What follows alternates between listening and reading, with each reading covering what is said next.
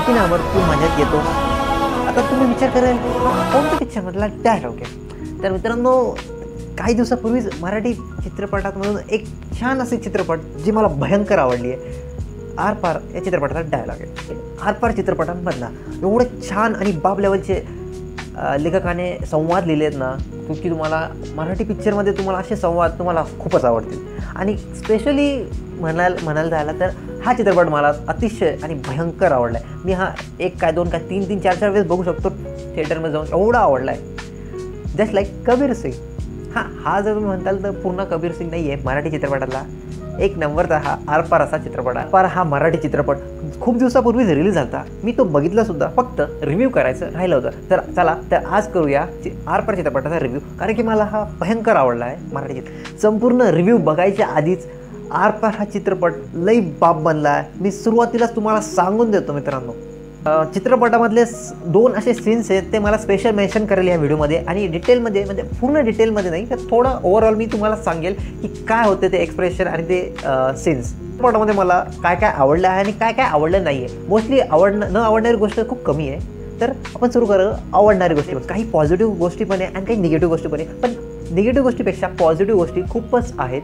तर ह्या चित्रपटाला मी नक्कीच पॉझिटिव्हली बघाल, आणि तुम्ही सुद्धा या चित्रपटाला पॉझिटिव्ह निगेटिव्ह जाऊ द्या, पण तुम्ही या चित्रपटाला बघा यार. म्हणजे मराठी इंडस्ट्रीमध्ये किती छान प्रकारे मराठीमधली खूप छानशी स्टोरी आहे. प्राची अमर दोघं कॉलेजमध्ये भेटतात, एक दोघांच्या प्रेमात पडतात, नंतर त्यांचा ब्रेकअपही होतो, नंतर त्यांचं लग्न होतं की नाही, ही गाडी कुठपर्यंत जाते पुढे, जस्ट लाईक लव्ह स्टोरी.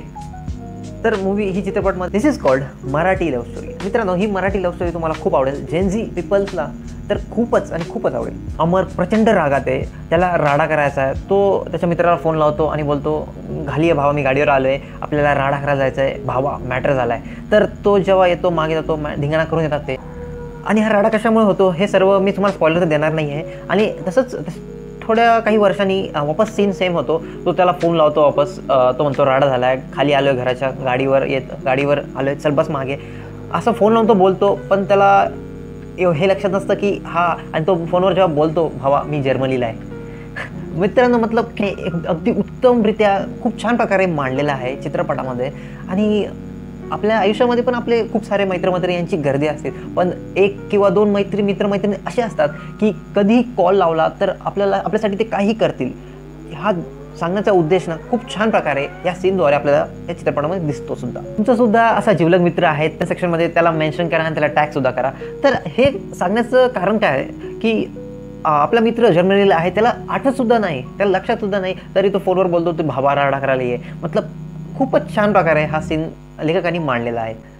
अतिशय सुंदर असा हा पॅच आहे की मित्र आपल्या जर्मनीत गेलेला आहे, शिफ्टसुद्धा झाला आहे, त्याला हेही लक्षात नाही, पण तेवढ्याच हक्काने तो त्याला कॉल लावतो आणि बोलवतो सुद्धा. म्हणजे खूप छान प्रकारे यार खरंच सांगितलं आहे, ते मला भयंकर आवडला हा पॅच. आणि दुसरा असंच गोष्ट, अमर आणि प्राची हे दोघांचा संवाद एका हॉटेलमधला, तो पण अगदी सुंदर आहे. डायनिंग टेबलवर दोघंही बसले आहे एका कॅफेमध्ये, प्राची आणि अमर भयंकर रागात आहे.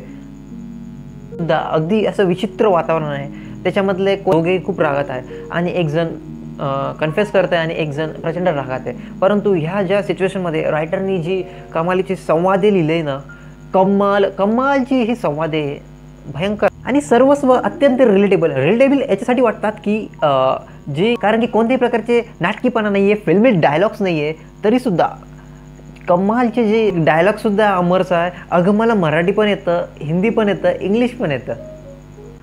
पूर्ण जो संवाद लिहिलेला आहे ना, अगदी मनापासून मला तो भरपूर आवडला आहे.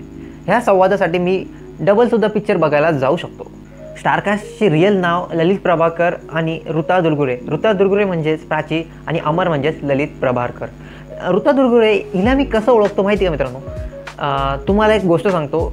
आता काय व्हायचं, उन्हाळ्यात सुट्टीमध्ये आमच्या आत्याची मुली आमच्या घरी यायचे आणि ते पुणेकर असल्यामुळे मराठी सिरियलचा भयंकर नाद.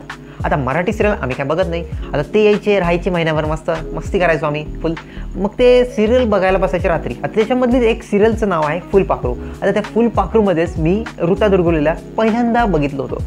आता काय झालं, आम्ही तर मराठी सिरियल बघत नव्हतो, ती महिन्याभर राहिली मुली, मुलं मुली त्यांना सिरियल पाहायची सवय, ते रोज लावून बसायचं, मग आम्ही पण बघायचो.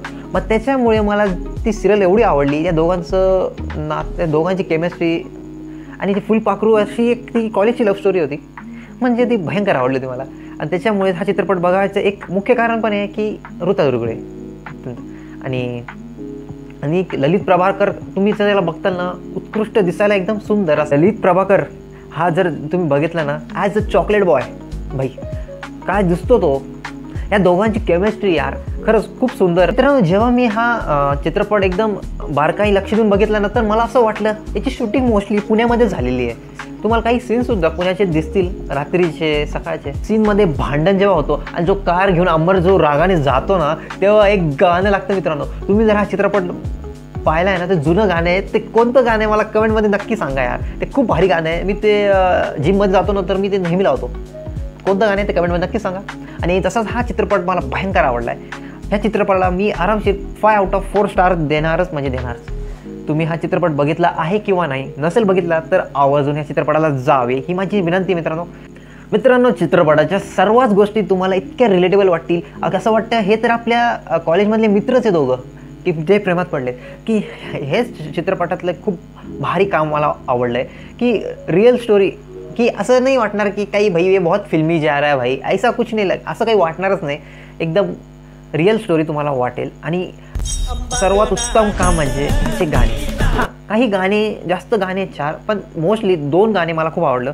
या आरपार चित्रपटाचं टायटल ट्रॅक आणि एक जेव्हा त्यांचं ब्रेकअप होतं त्यावेळेस ते एक गाणं आहे मराठी गाणं, ते पण भयंकर आहे भाई. ते यूट्यूबवर बघा जाऊन, वाटलंच मी लिंक टाकतो डिस्क्रिप्शनला, तुम्ही जाऊन ते गाणं ऐकासुद्धा, ठीक आहे. तर आणि मित्रांनो, जे संवाद आहे ना ह्या दोघांमधले किंवा ओव्हरऑल, ते तुम्हाला नाही का हसवते सुद्धा बरं का. कारण की ज्या प्रकारे ते लिहिलेले आहेत ना, मतलब सिच्युएशनल कॉमेडी काय असते ना, या चित्रपट तुम्हाला नक्की दिसेल. आणि मी जो शो बघायला गेलो तिथं तर एवढी पब्लिक होती आणि एवढी कॉमेडी मारत होती, तर आम्हाला तो फारच आवडला आहे. Just like Kabir Singh. हो यार मित्रांनो, कबीर सिंग सारखा थोडाफार तुम्हाला वाटेल हा, पण पूर्ण नाही आहे. हा आपला मराठी चित्रपट आहे, म्हणजे खूपच भारी गोड असा चित्रपट आहे. जेव्हा मराठीमध्ये असे चित्रपट लागतात ना, तर तुम्ही प्लीज आणि प्लीज त्या चित्रपटांना सपोर्ट करा. आपल्या मराठी इंडस्ट्रीमध्ये खूप छान छान चित्रपट येतात. असं नाही म्हणत की सगळेच येतात, पण काही येतात, ते बघा नक्की. सर्वात महत्त्वाची गोष्ट मित्रांनो, 2 घंटे आणि 8 मिनिटाचा हा चित्रपट आहे. आणि जर काही निगेटिव्ह बाबतीत बोलला तर हा थोडा बॅकग्राऊंड स्कोअर फर्स्ट हाफमध्ये तुम्हाला थोडा कमी वाटला. आणि जी त्यांच्या ब्रेकअपनंतर रुचा जी डिप्रेशनमध्ये जाते, पण त्याची ती रिअल लाईफमध्ये असं कोणी करत नाही मोस्टली, हे थोडं वेळ वाटलं. बस ही 2च गोष्टी मला आवडल्या नाही. बाकी ओव्हरऑल चित्रपट हा खूपच छान आहे. चला तर भेटूया एक नवीन व्हिडिओमध्ये एक नवीन मराठी चित्रपटाचा रिव्ह्यू घेऊन. तोपर्यंत बाय बाय. हसते रहिये, खुश रहिये आणि बघूयात आरपार.